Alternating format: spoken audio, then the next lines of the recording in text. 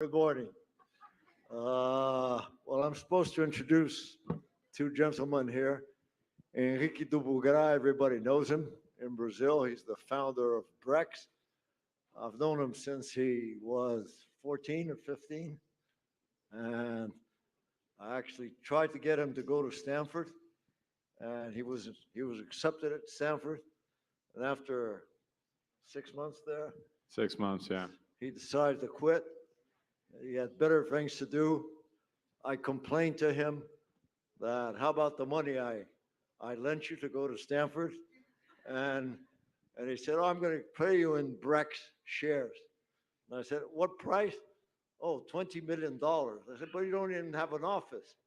And, and no, $20 million. Price said, okay, whatever you say is fine. So he gave us some shares, which I gave to the Lemann Foundation. And as you know, the last round of Brex was at how many billion? 12. $12 billion. So, Point three. yeah. So it turned out to be a good investment. Uh, uh, Justin is the founder of Tinder, which is a very successful dating uh, company, and he has left Tinder lately, and he is an investor now. He's doing very interesting things in the investment world. He's a very thoughtful person, also has opinions on everything, uh, and so he should be an interesting speaker. I like that. And well, do you want to say something before we get going? Thanks for switching to English. Uh, well, Justin, why don't you get going by talking a little bit about your experience at Tinder and what you have done and what you have built, and especially what you have learned in recent times about how to conduct business and how to adjust to this ever-changing world. I think that, like you said, the world's constantly changing and you have to adapt, to the times for any type of business in any region. And, the challenge with Tinder at that time was trying to break stigma with dating. Because I don't know if you guys recall, but back in 2012, you would find a different demographic using dating apps. It would be your divorced weird uncle that would be, trying to look for someone to date. And I think that if you think about it, young people, college students like yourselves, a lot of you that are in college, I guess some of you are not, really have a need for a product like Tinder, right? Where you're craving social interactions, you want to meet new people, but there wasn't a product back then that really allowed you guys to feel comfortable using a dating platform. So basically the essence of Tinder was to easily onboard new users and make you feel comfortable with the product. And the way that we broke stigma was by getting a highly social demographic to use the product first. Getting celebrities and people that were perceived as cool. And we found that once you had those users, it would trickle down to everyone else. So rather than acquiring users and trying to build a massive platform overnight, we grew more organically. It took longer, but that's what allowed us to break stigma, I would say. And you guys were in college a lot too. Wasn't that a big part of the strategy? What was the college strategy? It was. We leveraged, fraternities and sororities, and use that as a platform to launch in the U.S. You have some numbers? I mean, how many people did you really get together, and what did they look like? Well, I love numbers, so you got to be more Loves specific. numbers. But early on, we were growing. The first month we had about 3,000 users. By the third month, we were at 50,000 users to end December of 2012. in January, we grew from 50,000 users to 450,000 users. So we grew 900% in 1 month. And, you know, at that time, the back end wasn't working at all. So we were registering less than 10% of profile ratings. So people would log on and they would end up seeing the same person.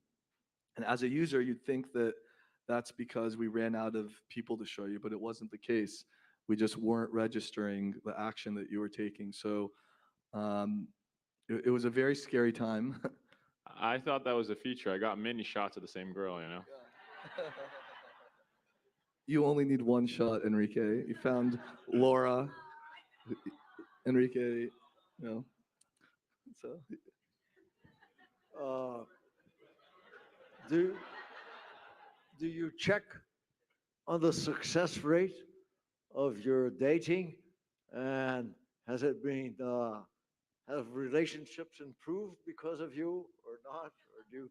I'd like to believe so. So one really interesting thing that happened early on with Tinder, we realized that there were, you know, random facts and data that, you know, in articles that I was unaware of. But for instance, the NBA road percentage in terms of winning percentage increased because a lot of athletes used to go out when they were out of state and you know, try to find someone to, I guess, have a fun night with.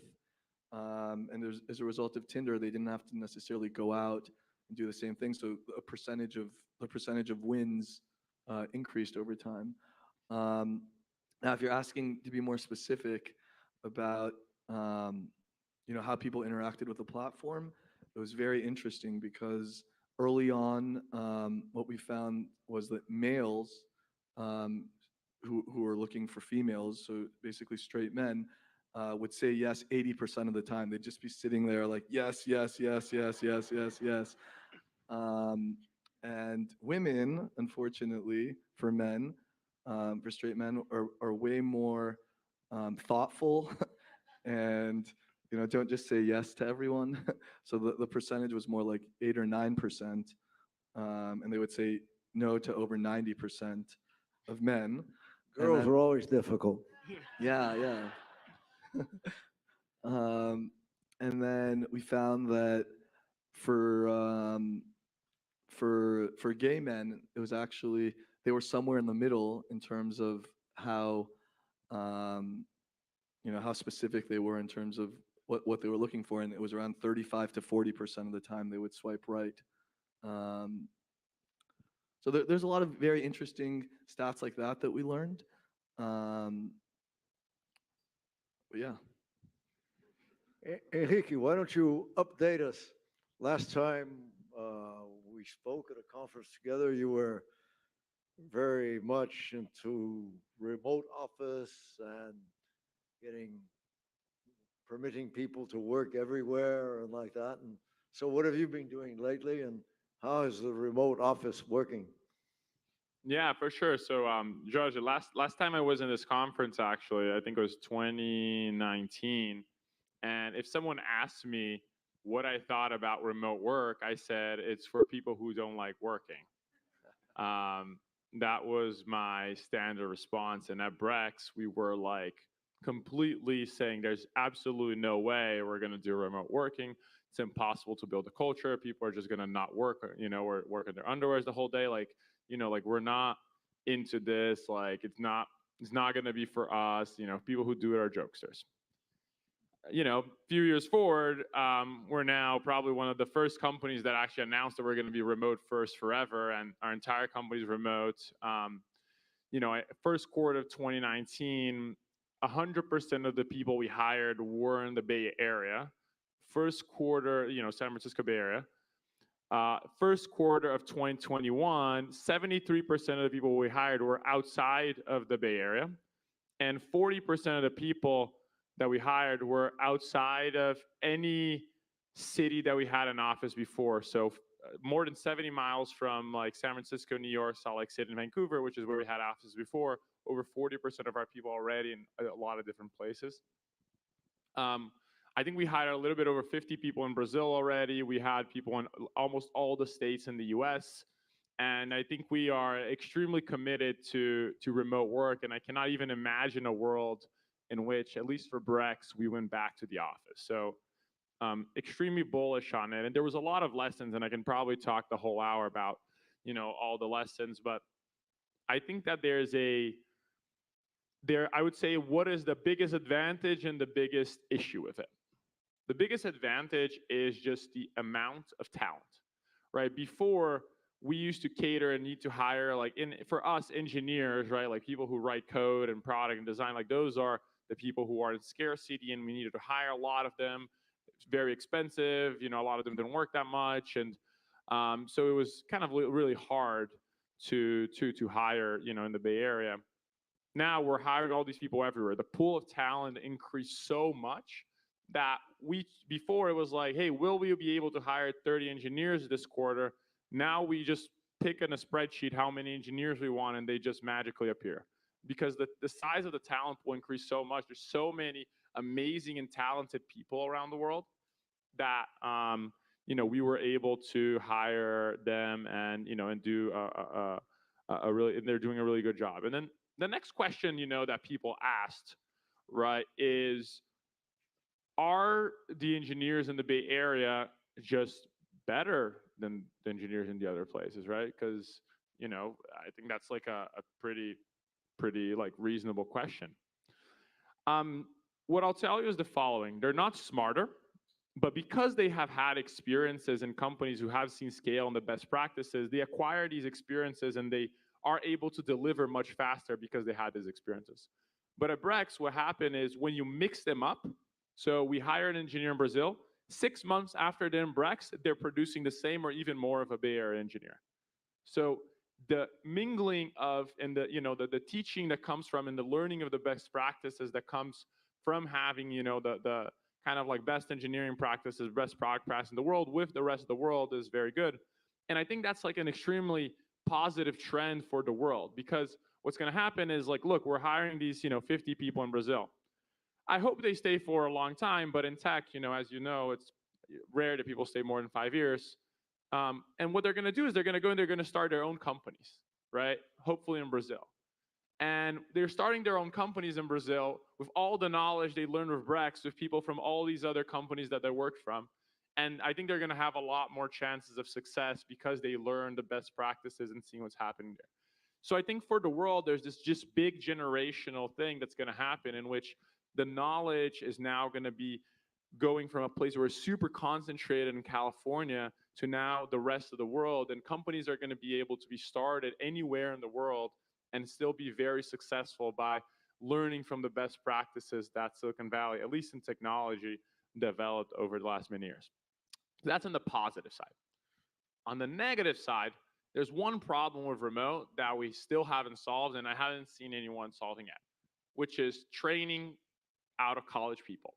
Like, when you get out of college, your first job, being next to someone, being in the office with the other people that are also out of college, with a very close manager and mentor that's helping you and teaching you everything, that's how you learn, right? Like, that is how we thought our out of college students, I guess, with in Jorge's companies, how they thought out of college, is that very strong, like mentorship. That is really hard remotely, much harder than it was in person. We have not solved that at Brex.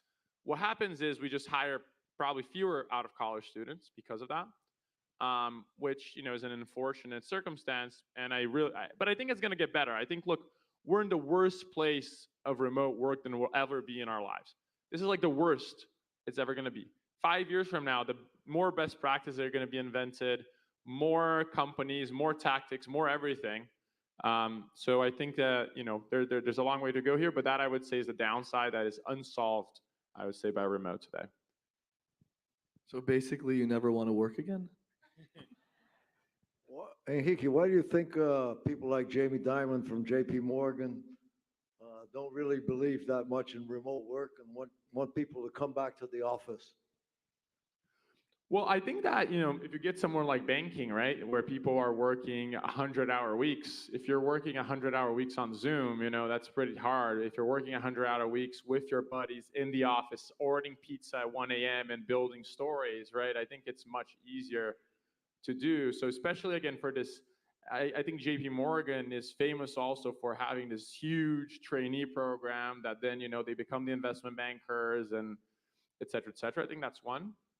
The other thing is the bigger you are, the harder it is to change, right? Like when we went into remote, we were 400 people, we're 1,100 now. So more than 50% of the people at Brex were onboarded remotely, started working remotely, and self-selected for people who already liked remote. Otherwise, they wouldn't have joined us, right? If you have 100,000 people that decided to join an office and only know how to work in an office, and it's much harder to adapt in a younger and smaller company like us. And Justin, you've been making a lot of investments in startups, and that's what you do now. And what's your experience with remote work? Are you in favor of it? Do you agree with Henrique, or do you have another point of view after making, what do you have now, some 200 investments? Yeah, something like that. I'm generally in favor of remote work, but I think it really boils down to the actual company, the business that you're trying to build, and the culture that you're trying to build. And for certain types of businesses, you benefit from the human interaction and being able to walk over and speak to someone, maybe certain departments of a company. But I think, mainly for the fact that it increases like Henrique just mentioned, it increases the potential pool size that you could hire from. I'm strongly in favor of remote work, as long as you have some sort of digital product that still will allow a certain culture to exist within the organization. You don't want a bunch of people that are working from home who don't feel like they're a part of a larger organization that they all believe in. So it really boils down to being an effective leader. And I think in the case of Brex, Henrique and Pedro have been able to build that culture effectively. What do you think about remote work, Jorge?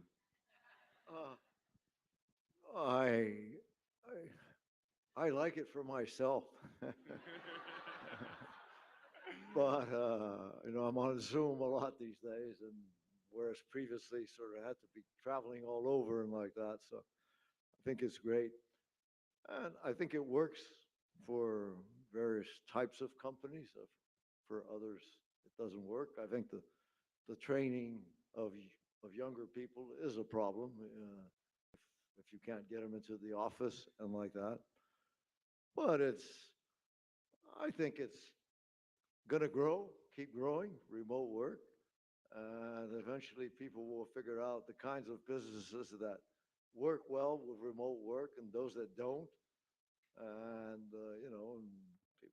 people will also have the choice whether they want to work in a company that's all remote work or whether they prefer actually going to the office, being with other people and like that. So I think the market will find its way and will adjust to whatever works better. Now, you're both in businesses which are having a lot of changes. Everything is moving, everything is changing.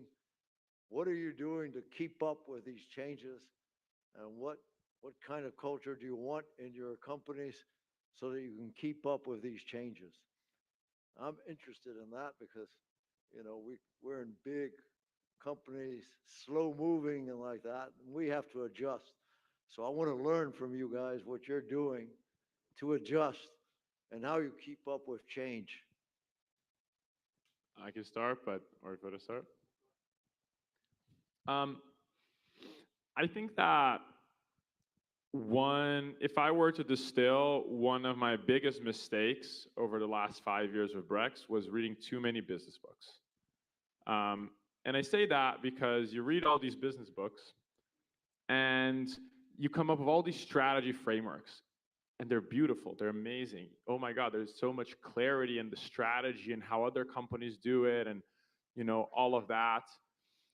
But the problem when you're too focused on strategy is that you forget about the customer, the person who you're actually selling to. So if I could go back in Brex and spend all the time I spend reading business books, talking to customers, understanding how they're thinking, understanding why they're choosing the things that they choose, right? Instead of thinking about too much about like our internal stuff, that's what I would do. And I think there's a lot to be learned there. I think the thing that I'm also realizing now, I was always the youngest person in the room, like literally everywhere I went, right? Like remember, I met George, I was 15. He took me to meet a bunch of people. I was always younger than everyone. Now there's a company that I am an investor and I mentor that's worth $1 billion. The founder is 21. So he's 5 years younger than I am. And so I'm not longer the youngest person in the room. And I have, for me, I'm understanding that there is this next generation of, people who are now totally adults, like people who are 18 today, they were born in 2004. Think about that. They never lived in a world which Facebook didn't exist. They never lived, like they were born and Facebook already existed from day one. Like, how does this generation think, right? If you don't spend time with them and you don't understand time, think about how they think about the world, and you assume that everyone is kind of similar to yourself or your preferences, or even the millennials, right? Which is, then the generation we've all been studying for a while. There's this whole new generation there now that is an adults and making decisions and creating culture and moving the world. For us, what kind of businesses are they creating? What kind of businesses are they interested in? What kind of things they are doing, right? I think those are some of the things that today I try to spend time on, is a lot more time with customers, a lot less time on business books. So that would be my thing. I think you're doing a good job. The fact that you're here today means that you value and have a pulse on the next generation, which is typically college kids. It's the most highly aspirational demographic in society, I would say. I think when you're younger, you can't wait to go to college. When you graduate, you can't wait. You wish that you were still in college, but the reality is that I think it's really important for companies to have a good pulse in terms of where the world is heading, and the easiest way to do that is just look to people that are younger than you. As you grow older, you have to look further down. Enrique saying that he's old is kind of funny to me because I'm starting to feel old, but it's like Sorry, you're old, man. I know. But the way that Enrique probably felt towards the person he's mentoring that is 21 is probably how I felt when I first met Enrique, and I was like, how is this young guy doing, so well, and has the focus that he has, both internally but for the organization as a whole. So I kind of lost track of your question, but I definitely look for founders. Keep up with Yes, change. I definitely look to founders who have strong opinions and believe in whatever it is that they're doing, but are also humble enough to realize that the answer that they have today may not be the answer that they need tomorrow. Recognizing that and then being able to quickly adjust. One concern that I have as organizations scale, and I think relates back to remote work, is sometimes organizations, like, I believe that if you cannot identify, if something goes wrong, if you can't pinpoint what went wrong or who made the mistake, then you're probably overhiring or remote work isn't working for you. I think that a lot of companies right now may have a much larger pool of people to hire from and can end up overhiring as well. So I think you have to be careful that you don't fall into that trap. We have a lot of entrepreneurs here, or budding entrepreneurs in the room. So what advice do you have to them who are starting up companies? What would you, what are the important things they should be looking at and be concerned with to be successful? So my biggest piece of advice is, if you're starting a company right now, by definition, startups have limited capital and limited resources. So your time is probably the most important aspect of that because, today there's a lot of money that's out there and people can pretty much raise money for any idea. So I think that, when you're starting a business, rather than just saying, I want to start a business, I think that, you need to really feel that sense of drive for whatever it is that you're building. Usually, I would suggest that you start in a market that's really, really big because in order to succeed, you would need a small fraction of the market size, let's say 1%, whereas, a lot of people are focused on emerging, like an emerging space that really, you end up starting 5 or 10 years prematurely. It's not so bad to actually wait, see how the market matures, and then go into it once you have more data and you could learn from the mistakes of others and improve upon that. And I think the most important thing to remember is that nobody really knows what they're doing the first time they start a company, the second time, the third time. The world is changing so fast. You just have to, kind of jump in, trust your instincts, and learn from your mistakes as best you can. I think the most important thing that I've seen in founders that have succeeded is that they're extremely data driven. They really care about the consumer and making sure that the product works. And I think the rest follows. Like founders that are focused on fundraising, that's not that important because if you're doing well, money will just come to you regardless. I think that spending 1 or 2% of your time constantly fundraising is far more effective than, all of a sudden saying, okay, I want to raise my Series A and try to raise, X amount of dollars and give yourself a month to do it and then spend most of your time focused on that. And I think the reason is twofold. A, there's a sense of desperation because you've created a time limit for yourself. And B, you lose focus on the core business. So I think Enrique probably falls into this where he's constantly spending like 1 or 2% of his time speaking to outside investors, internal investors. And as a result, when he's ready to raise a round, I think it just falls together on its own. And it's really easy because there's people waiting in line to invest. And at the same time, he's laser focused on the business and isn't distracted by the fundraise over a long period of time. Well, my first advice is if you already have a good idea, you should raise money from Justin and Georgia, great investors. But what I would say is like one thing that I learned is like if you can find an idea in a place where the macro is helping you, it really, really helps. So when we were starting Pagarment, our first company, payments was just starting to open up in Brazil, right? There was only a duopoly, and it was starting to open up the payments markets with more acquirers and online businesses. And so there was like a push from the market in some way that even like we started with some value proposition, then we iterated it over time and got something better. But we were in a market that it was a growing market that people cared about. There was a lot of capital in it.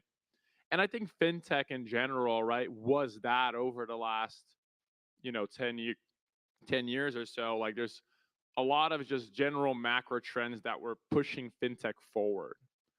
And I think it's true for fintech. Obviously a lot less greenfield there now than there was 10 years ago.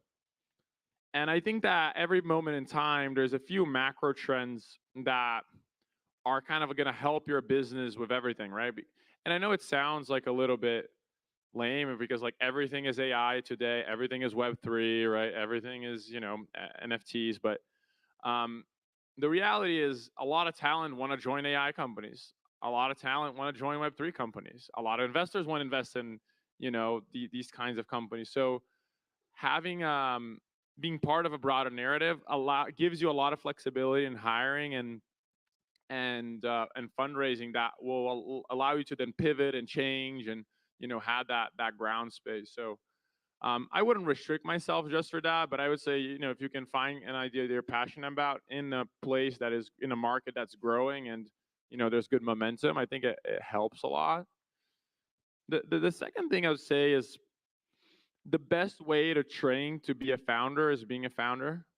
You know, before I started Pagarme, which was my first company, I had tried and failed 2 or 3 companies before.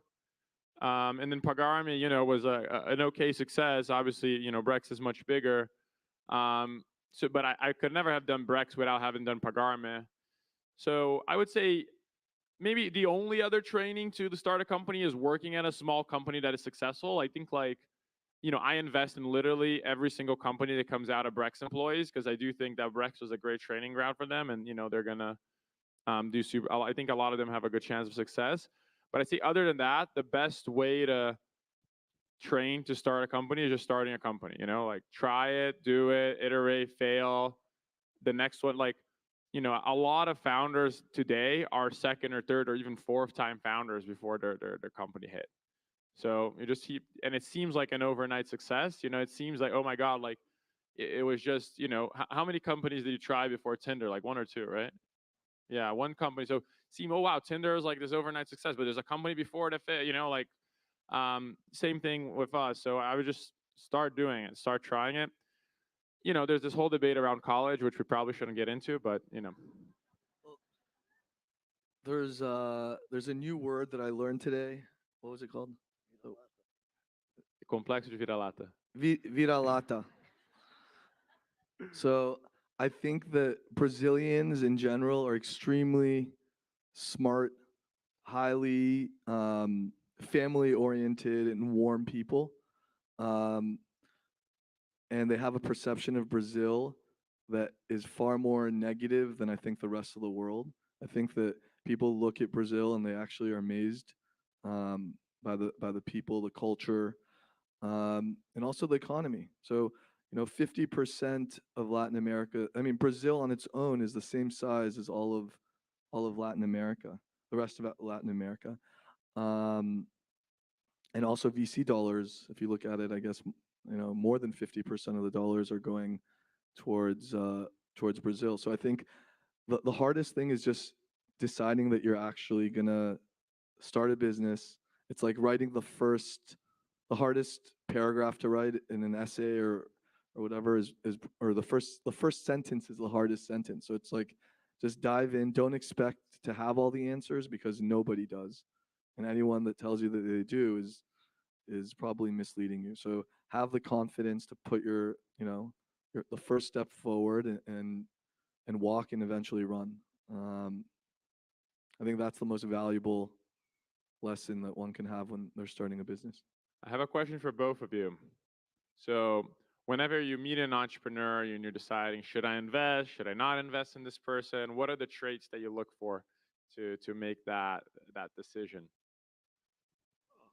Basically, believe a lot in people. So always companies I've invested in, I've always concerned with who are the people who are there, who are running it, and entrepreneurs. Are they fanatics? Are they really going to push this? Do they really believe in what they're doing? And how hard will they work?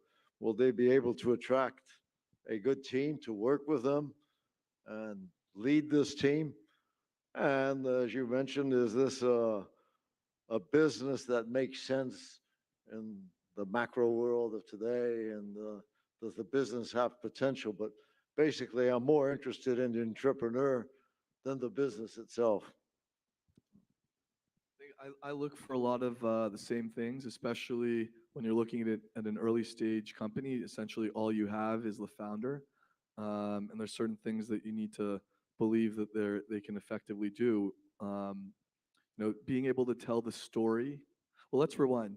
If you think about why companies fail, they typically fail for one or two of these two reasons. They either run out of capital, they can't raise money for whatever reason, they don't hit the next milestone, or they're not effective in terms of hiring the best talent. There's only so much that one person can do as the founder. And I think the best way to de-risk that is being able to tell the story, your long-term vision for the company in a really effective way. So I want to make sure when I do this like weird test with myself when I'm speaking to a founder, can I visualize this founder, 5 or 10 years from now, managing a $10 billion plus company? Like, do they have what it takes to get there? Which was actually the first time I met Henrique, I was very certain that he does have that. I think the other characteristics that you look for are, that I look for, I want the founder to be extremely driven, and almost to a point that it's unreasonable, where they prioritize the business above anything and everything else. And I need to really understand where they derive their motivation, what's driving them, why will this person keep moving forward when a normal person would give up? And understanding where that comes from, I think, is very important. Yeah, one thing that you say that I actually agree very strongly with is like, the motivation can come from anywhere, right? It can be, you're pissed that your high school girlfriend dumped you and you want to show it to her, you're like, it's money, it's mission, like whatever it is, as long as it's there and you're going to keep grinding and working, motivations, they change over time, right? Like they will get more pure and, more beautiful, but early on, like whatever the motivation is, as long as it's there, it works.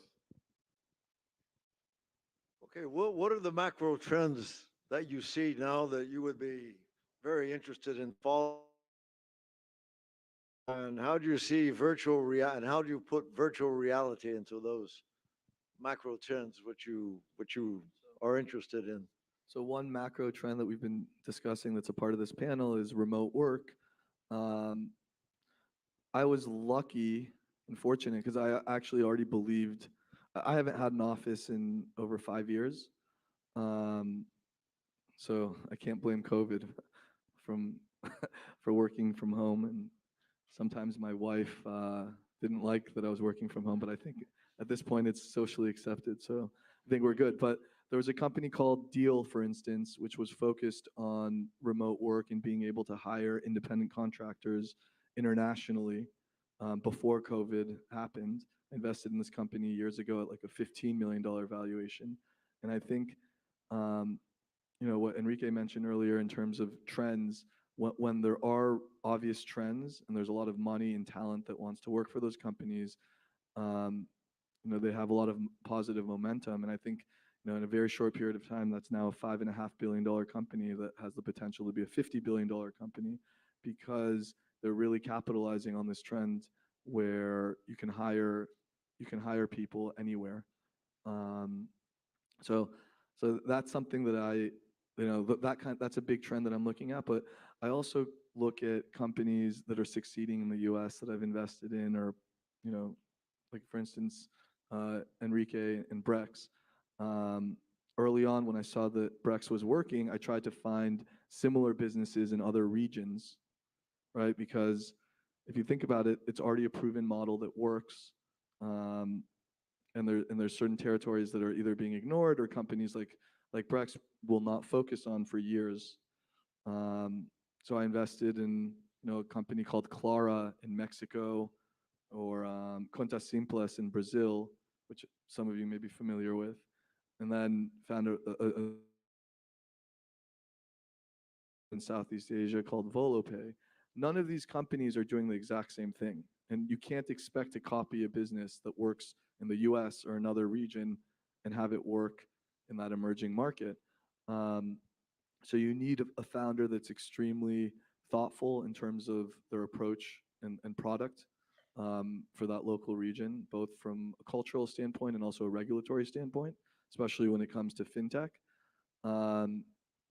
But usually when something works, it'll work in a different region. You just have to figure out the exact mechanics and what the product looks like. So, you don't get extra points for reinventing the wheel and starting completely from scratch. That doesn't mean you won't be rewarded for starting an unbelievable business in the US that's a first mover. But I think that there's a lot of trends that we're seeing, just companies that work in the US that you can kind of replicate in emerging markets. Yeah, I love to think about the second and third order effects of things, right? So iPhones came out. What's the second order effect of an iPhone came out? Well, if you have GPS, then you can have delivery apps or Uber, right? Like because you have your GPS, you can order things. And if that's true, oh wow, now there's all these Uber drivers and gig economy and DoorDash drivers and all these people.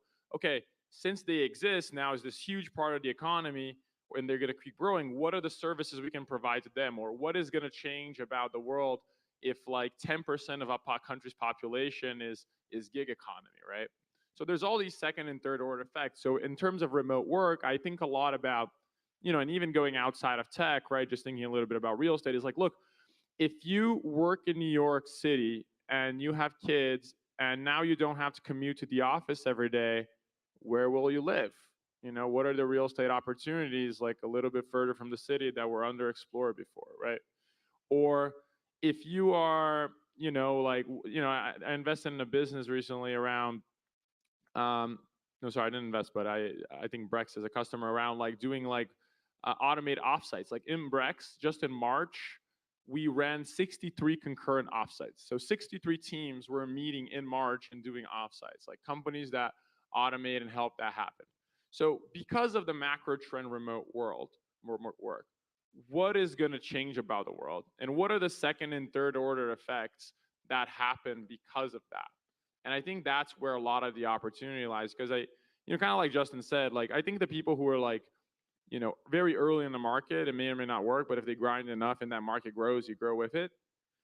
So if you're not that, right, you're not the early, remote work player, you're a little bit now later in the game, 2 years in, 3 years in, what are the second order effects and business opportunities that you can find that are a consequence of that macro trend? And I think that's super interesting. Virtual reality? So Brex, before it was Brex, it was a virtual reality company. It's called Beyond, and we pivoted the company to be Brex. I would say I do still think it's a little bit more away than people expect. I think it is going to happen. And there are going to be companies that are going to be very successful because they're betting it in since now. There's some use cases. So I met this like movie director that said that she was designing a set fully on virtual reality, to be able to like design a set and, some specific applications like that. But I would say I haven't thought about it enough, and I don't. It wouldn't be my pick if I were to pick one if I was a student right now. But I think it's super interesting. It's going to be big in the future. I agree with Enrique. I think that there are actually some interesting companies in the space. I still think that there hasn't been a true platform shift, and that it won't happen for many years. So, as an investor or a founder, I wouldn't necessarily be jumping into VR right now unless I have an angle that I'm really certain of. But to be clear, I've been wrong about this before, so I was not super pro crypto 5 years ago. Being wrong made Brex really right. Both of you have, are dealt with investments in Brazil and investments in the U.S. What is the big difference that you have found out, and how can Brazil improve? I think that anytime you start a company, you need to have tremendous perseverance and grit.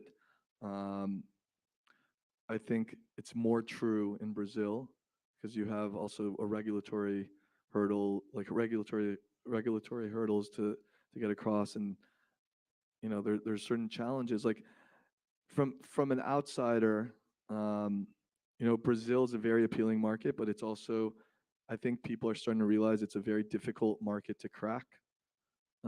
Just because you're successful in other parts of Latin America doesn't mean you could just go into Brazil and win.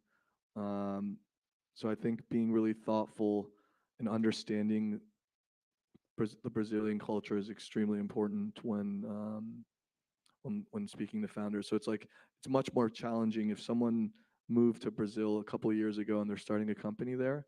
I think that their likelihood of success is way less than someone that grew up in Brazil and really understands how to navigate certain pitfalls that they'll have to deal with as they build the company. I think that Brazil is still a country that if you look at least, this is my perception from the outside. I've been out for a while, but capital is still a moat in Brazil in some ways. It's not that every company can raise a lot of money. There's not a lot of money. So if you look at some of the most successful companies in Brazil, they've been able to come to the US, raise money here, and deploy it there at, it was 5.8, now I think it's 4 point something, times more. So I do think that one very important trait, if I'm investing in a Brazilian founder, and I know this is going to sound lame, but it's like knowing how to speak English pretty well. Because I do think that it is a very big advantage still to come here, talk to the hedge fund guys here, the VCs, raise some money from Brazil and grow pretty fast and execute some of the playbooks. And I think I've met so many companies that invested in Brazil and they're super good companies, and then they come here and no one understands what they're doing. No one understands why what they're doing matters. And then some competitor that I think the founder is worse, but speaks English really well and knows how to talk the jargon in Silicon Valley, raises 100 times more money, and then attracts all the talent, gains all the market share, and grows really quickly. So I think all of you here that are students in U.S. universities, you have a massive advantage, to go back to Brazil and start a business there. You are here, you understand the business culture, you understand the terms, the jargon, the English. I think that is a very, very big advantage. And, I think, Jorge, since your days, coming to the US was a big advantage, right? And Very much. yeah, and Very much. understanding what was happening here and being able to attract that to Brazil. So I think that I do when I'm investing in Brazil, I think someone who understands a little bit of how the American and the U.S. culture works to be able to learn what's working here, etc. I think that's one. And number two is this thing around talent, is this obsession of talent. The reality is it's hard. It's very hard to hire a lot of great people, in Latin America. There's something about this startup ecosystem that is about, hey, because you worked at, let's say PayPal, you learned a lot of things about how PayPal works. Then you go to the next startup and we skip already all those mistakes that person learned from PayPal. And then they go to Stripe and then they learn a bunch of stuff. And then, so there's a lot of knowledge that's shared, across companies. And the Brazilian ecosystem and now is just starting to have some of that, right? With Nubank and Lop and a few of these other successes of people who learn in these high growth companies and can be hired. So I think the ability to attract talent, and this obsession about having the best people work in your company, because there's not a lot of them in Brazil, so you can't assume it's true. I think it's something I particularly care a lot about when looking in Brazil and, building a company there.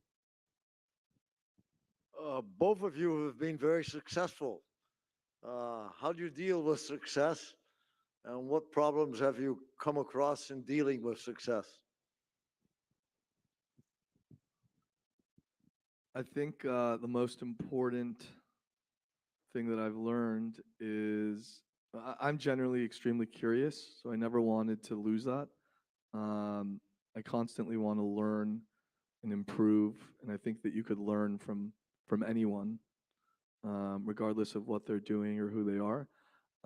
So intellectual curiosity, I think, is very important.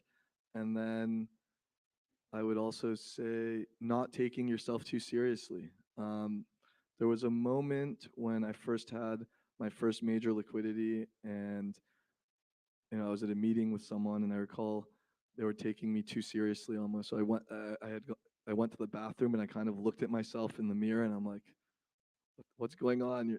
It's like you just can't take yourself too seriously, and I think you also surround yourself with other people that are going through similar situations, so you could learn from them.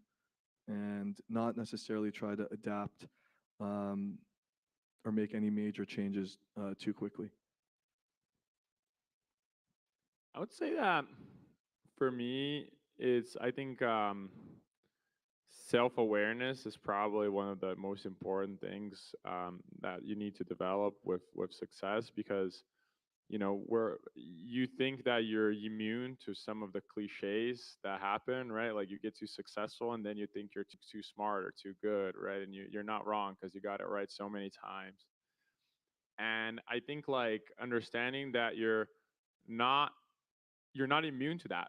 Like, you will have, some ego problems, right? You will think you're better than you are, right? Like, you will go through these phases in which you're not as good as everyone is telling you are, And for me, that was super important because, since I was 15, I had, journalists and people tell you, oh my God, Enrique, he's the genius. He's so smart. He's so good. And if enough people tell you, you start believing it, And I think understanding that that's not the case, and you need systems around your life to come back and say, hey, yo, you're not that good, you may think you are, but you're not. And I think building those systems around you to make sure you ground yourself, and understanding that all those things that people say that happen when you're successful, they can happen to you. And you need to be aware. And how do you have people in your life or systems or even trigger words that will say, hey, like I probably should do a look inside and reevaluate everything. So What about you? Well, me. yes, I'm curious too. No, just yeah, don't believe too much what are the same. Be yourself and stay humble if possible, and yeah, always be thinking about how you can improve, always, and improve yourself and improve the world. So I think that's the way to deal with it. And, so we got a war going on out there, but do you believe that the world is getting better? And what are each one of you going to do to make the world better in the next couple of years? I believe strongly that the world is getting better. Very, very, very strongly. Like I think if almost to the point that it's almost irrational to not think so, right? If you just look in data and you not look about 1 year, but you look at like 10, 20, 50, 100 years, like the world is getting better. And I think for me, the thing that touches my heart are two things. The first one is entrepreneurship, and how do I help businesses go further and more people start businesses? I do believe that business is the lifeblood of our society and capitalism, and not that it's the only thing, but it's my thing. It's the thing that I'm choosing to help. My company serves businesses. I care about entrepreneurship, so I'm picking that as my thing. And other people can pick other things, but that's my thing. And second thing is Brazil. I think like we've been doing well in the U.S. and I think we have this huge advantage. And when I look at Brazil, there's not a lot of people doing a lot of stuff. Obviously, George is leading the way, of all his philanthropy and inspiration. And I think when I look forward, I would choose 10 times more to spend my time and money helping Brazil than having Stanford's endowment go from 30 billion to 31. So I definitely would very much focus on that. I think that's a loaded question to end on. But I think generally speaking, there's good things and bad things happening all around the world at any given time. And I think I'm an optimist and there's definitely more good happening. One way that I try to help is through investing in strong founders all around the world, similar to what Enrique said. And it's really amazing because you actually can see that change in a relatively short period of time, where there's some countries with a very small tech ecosystem that's developing.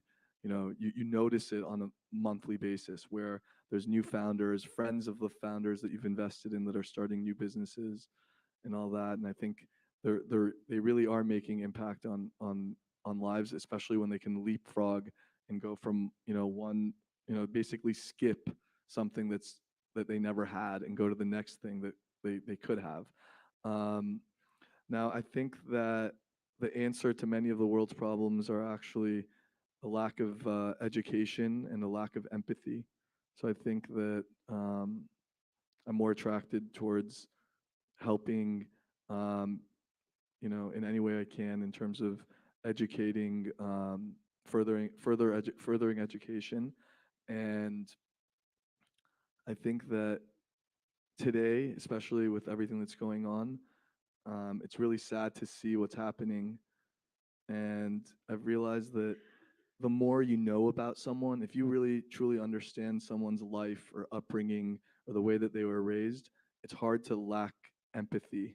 And I think if you could be empathetic towards anyone and everyone, the world's at a better place. So it's like, I would challenge you, someone that you don't particularly like, try having a conversation with them over the next few days if you can, and just understand who they are and where they came from. And I think just understanding that will warm you up in terms of how you perceive them. So, George, I have one question to you to end before. We've run out of time. We have 20 seconds, 20 seconds. When you come here next year, I'm sure you're going to be here again. What will you want to have accomplished over the next year?